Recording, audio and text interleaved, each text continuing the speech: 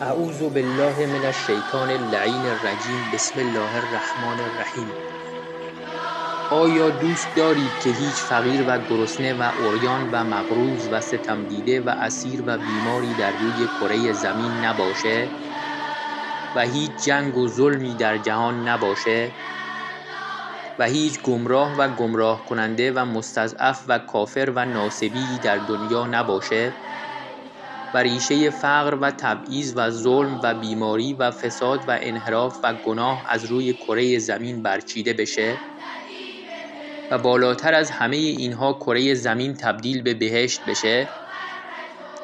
تنها راه چاره برای تحقق این امر ظهور امام عصر عجل الله تعالی فرجه الشریفه و یکی از راه‌های نزدیکتر کردن ظهور احیای امر یا نشر علوم یا احادیث شریفه اهل بیت علیهم السلامه تا جهانیان با آشنایی با اهل بیت علیهم السلام و کلام شریفشون هرچه بیشتر شیعه بشن و تعداد یاران امام عصر عجل الله تعالی فرجه الشریف و دعا کنندگان جهت ظهور بیشتر بشه.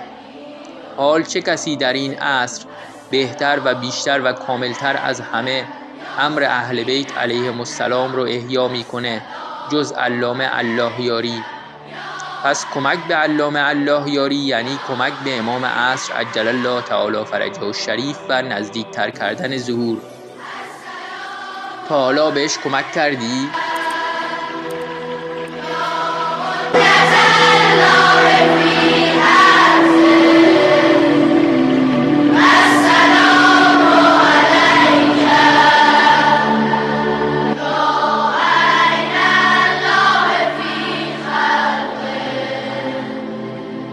السلام عليك